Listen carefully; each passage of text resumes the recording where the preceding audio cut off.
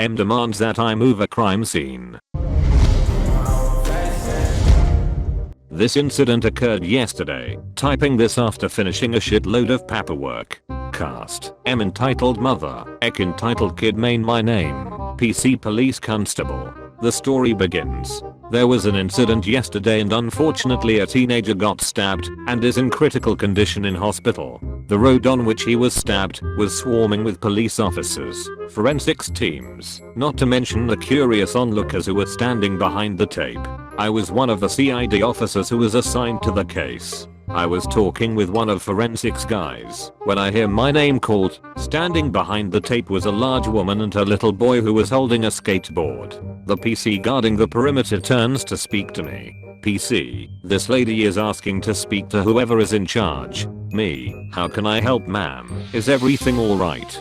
Ek, mummy these people are in my road. M, no not you, you're not in charge. Me, I'm temporarily in charge until I pass this over to my sergeant, but for now I'm who you want to talk to. M, my boy always practices his skateboarding on this road. Pack up your little set and leave immediately. Me, I'm sorry, what? M, you're going to ruin my son's chances. He is close to going professional. You all need to leave now, the kid is about 8 to 9. Hardly professional. Me, as you can probably see, this is an active crime scene. If your son wants to practice he can do it at the local scatter park down the road. Ek, please officer, let him go skating. Me, I need to ask you both to leave. You shouldn't even be letting a child skateboard on a public road. He could get hit by a car. M, don't tell me how to parent. I'll have you know my father is the commissioner of the police. I'll have you on traffic duty by the end of the day. Me, I highly doubt that, as firstly the commissioner is a woman, and secondly there are no reasonable grounds to demote me. M, I pay your salaries. You waste loads of taxpayers' money. I just want my kid to have a bright future. He is better than Tony Hawk. Me, you are really getting on my nerves now. I suggest you both leave as my patience has its limits and I really don't want to add you to my pile of paperwork. The 5 minutes I've spent arguing with you is 5 minutes I'm not doing my job. Now have a good day and please leave. M, you haven't heard the last of this. She storms off, dragging her now crying kid with her. Well, that's the end folks. Nothing dramatic, no arrests, just classic entitlement. M tried to steal our first class seats. Background. My family was flying to Florida for winter break. We were pretty well off, so my dad got us first class seats. At the time I was 10 and my sister was 15. My sister and I sat next to each other, and my parents were sitting in front of us. M equals entitled mom, Eb equals entitled brat.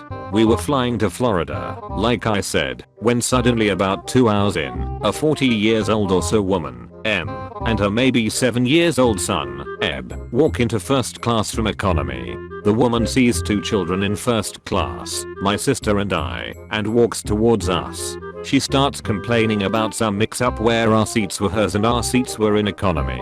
I knew for a fact that our parents paid for our first class seats and our tickets had our name and seat number in it, so we were pretty skeptical. We told her these were our seats. Then out of nowhere M starts yelling at us in the middle of the aisle. At this point she's gained an audience, including a few air hostesses and our parents. An air hostess told the woman that without proof, she couldn't claim those seats.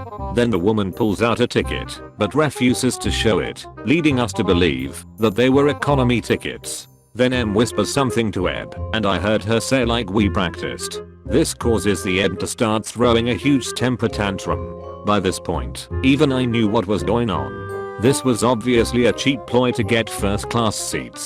The pilots were alerted on the situation, and they decided to make a quick layover in Texas. When we landed about 30 minutes later, M and Eb were escorted off the plane. Also, later, I heard they were put on the no-fly list. It was a short story, but at least it has a happy ending. Apparently, large men with tattoos can't possibly be good swim instructors. You should be more careful about who you hire for this job. This happened a few months ago, but I never posted it, and reading a recent post from a fellow swim instructor inspired me to post this now.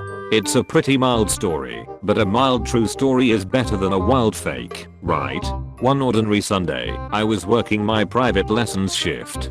Private lessons are more expensive than group lessons, and we as instructors get paid more for them, so only people with a reasonable amount of experience teaching swimming, usually at least 2 years, get assigned to these shifts. I'm the only person on this shift who has yet to be promoted to manager of some sort.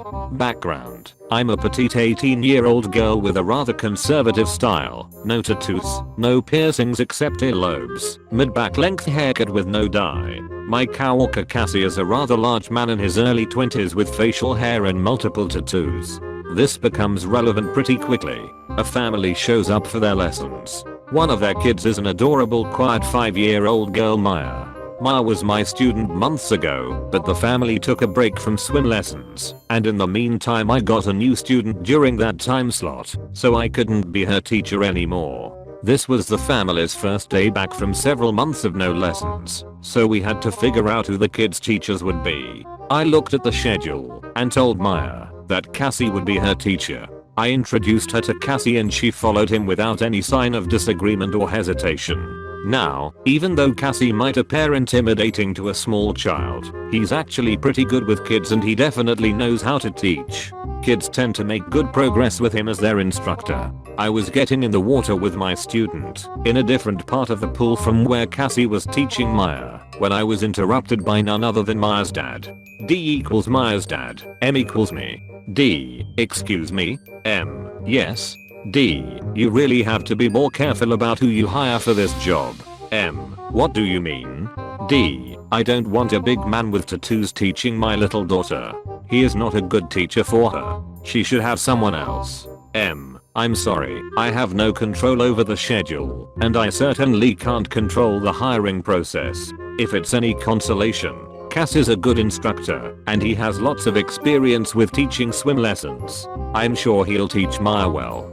D, but still, it must be scary for her to have this instructor. Could she have a girl teacher like last time? Or a guy who isn't as scary, like that one? Pointing to another instructor, a super fit guy who's barely taller than I am. M, I understand your concern, but I have no control over the schedule. My supervisor's phone number is on the website where you registered for lessons. Contact her with any concerns. I'm sorry to cut you off, but I have to get this lesson started. Maya's lesson went smoothly, and she had no qualms about having Cassie as her instructor. The end. TL. Doctor, Dad is upset that his young daughter's swim lesson teacher is a large, scary, tattooed man. Without even giving the instructor a chance, he approaches his daughter's former instructor, myself, and interrupts my teaching to ask me to be more careful about who I hire, even though I'm just a humble swim instructor with no power in the work hierarchy. Entitled Mom Freaks Out Over a Roblox Account Update. Before you call me a karma whore, I repose this story with the update, only so that people can see it. I never thought of it as a way to get more karma. This is a very short story posted on r/EntitledParents, and I'm on a iPhone. Let's start off with the story, if you haven't seen it already. So I was in the 5th grade and my school was a Roblox school. Roblox was hyped around. Now one day I was playing Roblox when I received a friend request from someone whose username was my first and last name. Now my username was it. Follow me if you'd like. There's not much about me on the internet, personal stuff, so to find my last name and other personal information besides my name would be really hard. So I thought it could be one of my friends. So I asked them about it, and they denied it. Felt a bit concerned, but entitled kid or Jay denied it, looking really suspicious. Later that day my mom picked me up, and we were walking home, when we say Jay and his mom, and the following conversation was something like this. Jay, hey mom. That's the kid who accused me of making a Roblox account with his first and last name. Me and my mom exchanged looks at me. No god, here we go again. Me, I didn't accuse. M, how dare you accused my precious darling of doing that. I'll have you know that my child understands internet safety and won't share any personal information of his friends or family online. Me, as I was saying, before you cut me if I didn't accuse him, I ask.